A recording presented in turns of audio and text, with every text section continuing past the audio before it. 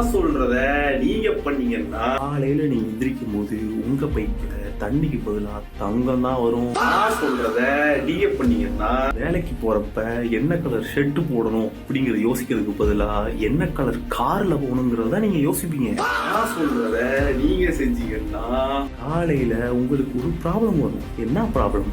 வீட்டுக்கு வெளியே எத்தனை ஜெட்டை நிக்க வைக்கிறது, வீட்டு மொட்டை மாடியில எத்தனை ஹெலிகாப்டர் நிக்க வைக்கிறதுங்கிற ப்ராப்ளம் மட்டும்தான் உங்களுக்கு வரும். நீங்க ஷேர் மார்க்கெட்ல இன்வெஸ்ட் பண்ண வேணாம். உங்ககிட்ட காசு வாங்கி தான் ஷேர் மார்க்கெட்டே ஒருத்தரும் நாசாவும் டெஸ்லாவும் உங்க வீட்டு வாசல்ல நிக்கும். எதுக்கு நிக்கும்லாம் தெரியாது, ஆனா நிக்கும். இந்த வருஷம் சிஎம், அடுத்த வருஷம் பிஎம், அதுக்கு அடுத்த வருஷம் ஏஎம். என்னது ஏஎம்? அங்கத்தை பக்கெட்ல அள்ள வர்றதுக்கும் மேட்ரிக்ஸ்ல இருந்து வெளில வர்றதுக்கும் நீங்க செய்ய வேண்டியதெல்லாம் ஒரே ஒரு விஷயம் தான்.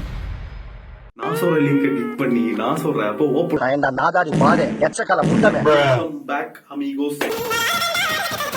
நம்ம வந்து ஒரு 1000 ரூபாய்க்கு மைக்க வாங்கி என்னதான் பேசினாலும் ஒரு இளவு ஒழுங்கா வர மாட்டேங்குது, ஒரே கம்ப்ளைண்ட். இந்த தடவையாவது ஒழுங்கா வருதான்னு பார்க்கலாம். ஓகே ஃப்ரெண்ட்ஸ், இன்னைக்கு வந்து ஒரு 2 விஷயங்கள் வந்து நம்ம தமிழ்நாட்டுல ரொம்பவே பிரபலமா போயிட்டு இருக்கு. ரீசெண்டா ஒரு சின்ன பையன் வந்து ஏதோ ஸ்கேம் பண்ணி எல்லார்ட்டும் இருந்து காசு பண்ணிட்டான். அந்த பையன் வந்து போலீஸ் மாட்டிருந்தா கூட பரவாயில்ல, ஆனா அந்த பையன் வந்து மாட்டக்கூடாத ஒரு இடத்துல வந்து மாட்டிக்கிட்டான்.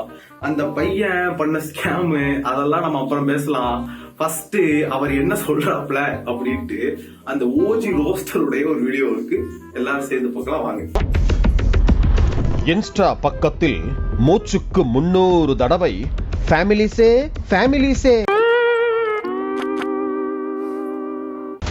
இளம் வயதிலேயே சாதித்த இந்த சிறுவனை வாழ்த்தலாமே பிரான்ஸ் என மற்றொரு கூட்டமும் கிளம்பியது. இளம் வயதிலேயே சாதித்த இந்த சிறுவனை வாழ்த்தலாமே பிரான்ஸ்.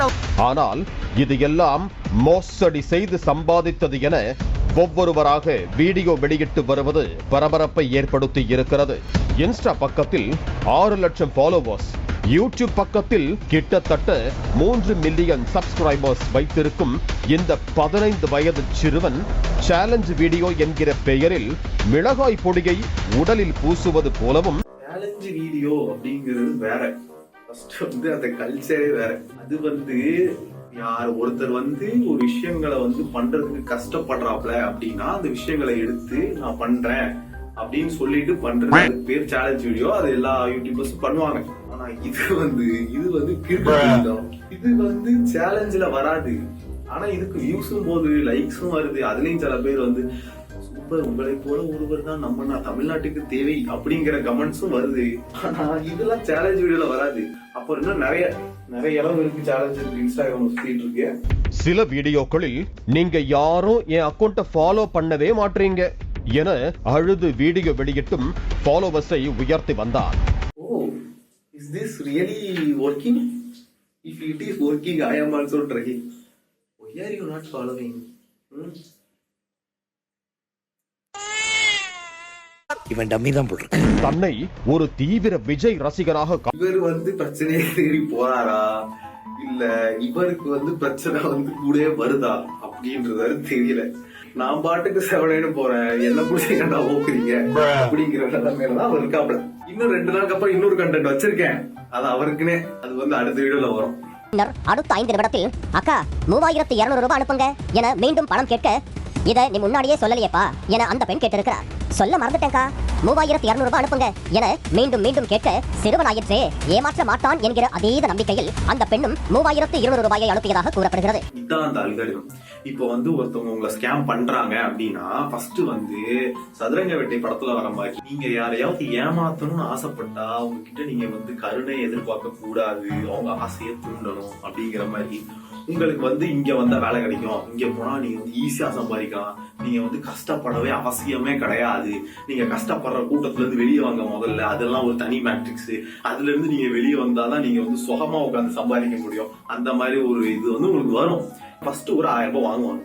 இது வந்து இன்வெஸ்ட்மெண்ட் மாதிரி சார், இதுல வந்து நீங்க போட்டீங்கன்னா உங்களுக்கு வந்து அதுக்கப்புறம் ஒரே வளர்ச்சி தான் போங்க அப்படின்னு சொல்லுவாங்க.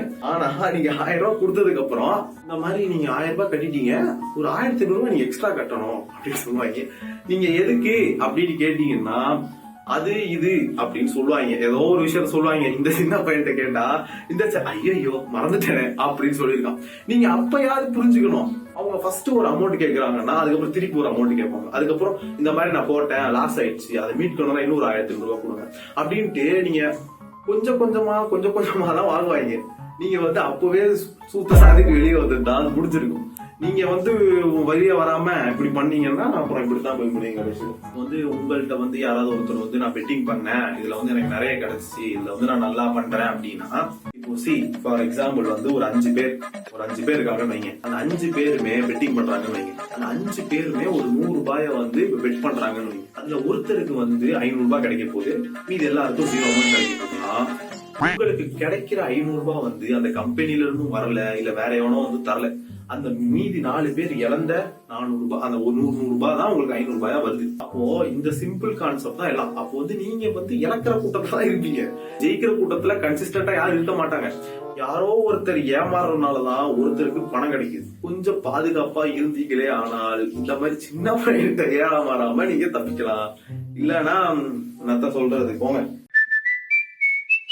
இன்னொரு விஷயத்தையும் வந்து நான் அட்ரஸ் பண்ணணும்னு ஆசைப்படுறேன். பிக் பாஸ்ல வந்து ரீசெண்டா வந்து ஏதோ அடிச்சுக்கிட்டாங்க புடிச்சுக்கிட்டாங்க அப்படின்ட்டு நிறைய பேர் சொன்னாங்க. இதை வந்து அட்ரஸ் பண்ண முதல்ல பேசி இதுதான் பேசுற எல்லாரும் பேசுறாங்க நீ பேசு அப்படின்ட்டு. இந்த பிக் பாஸோட மெயின் மோட்டோவே வந்து நீங்க வந்து டெய்லி பார்க்கணும். ஒரே படத்தை 3 தடவை தொடர்ந்து பார்த்தா உங்களால பார்க்க முடியுமா? முடியாது. ஆப்வியஸ்லி யாருமே பார்க்க மாட்டாங்க. அது எவ்வளவு நல்ல படமா இருந்தாலும் 5 இல்ல 6 தடவை பார்க்கலாம்.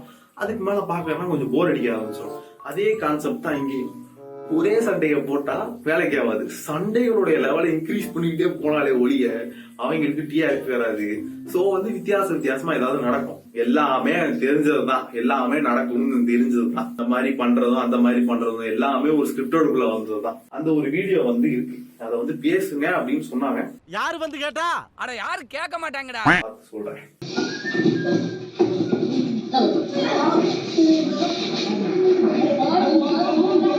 என்னத்தடா பாக்க பாருட்டு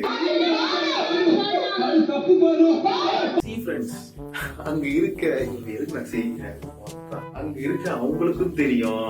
அவங்க எதுக்கு சைலண்டாக தெரியுமா? சுத்தி கேமரா இருக்கு, எல்லாத்தையும் ரெக்கார்ட் பண்றாங்க. எப்படியும் மிதிச்சுட்டு சும்மா எல்லாம் போயிட முடியாது. அடுத்த எபிசோட் வச்சு கிளிப்பாங்கன்னு அவங்களுக்கும் தெரியும், விதி வாங்குற அவங்களுக்கும் தெரியும், சுத்தி பாக்குற நமக்கும் தெரியும். நீங்க என்ன புரிஞ்சுக்கணும்னா, இந்த மாதிரி விஷயத்தை எடுத்து டெலிகாஸ்ட் பண்றாங்களே, ஆனால் அவங்களுக்கும் தெரியும் இது வந்து டெலிகாஸ்ட் பண்ணாம கூட அவங்க இருந்திருக்கலாம். ஆனா டெலிகாஸ்ட் பண்றதுனால அவங்களுக்கு நல்ல டிஆர்பி ஏறுது, அதனாலதான் அவங்க பண்றாங்க. விஜய் சேதுபதி வந்து ரெட் கார்டு கொடுத்துட்டாப்ல, நீதி காப்பாற்றப்பட்டுச்சு, இளவு அந்த இளவு எல்லாம் கிடையாது. இது மாதிரி ஒரு விஷயம் நடக்குங்கிறதுக்காண்டிதான் இந்த மாதிரி ஒரு கேம் வச்சது. இது மாதிரி ஒரு விஷயம் நடந்தாதான் அவங்களுக்கு டிஆர்பி வரும். அந்த எபிசோடு வந்து நல்லா போச்சா, அதான் மேட்டர். உங்களுக்கு வந்து சண்டை வராம நிம்மதியா போச்சு வீடு 100 நாள்ல நீங்க பாப்பீங்களா? இல்ல வேற எவனாவது பாப்பானா? அதை சண்டை வந்தாதான் பாப்பாங்க. அப்ப சண்டை வரலாம் என்ன பண்ணுமோ அதான் பண்ணுவாங்க எல்லாம். இது வந்து ஒரு கேம் ஷோ. ஏமா இருந்தாலும் சரி, என்டர்டைன்மெண்டா இருந்தாலும் சரி, முழுமையாக ஈடுபடாம பாத்தீங்களா அப்படின்ட்டு போயிருங்க. அதுக்கு மேல அதுல இன்க்ளூட் ஆகி டைமும் வேஸ்ட், இளவு ஒரு இளவுக்கும் லாய்க்கும் இல்ல. இதோட முடிச்சுக்கிறேன். நன்றி.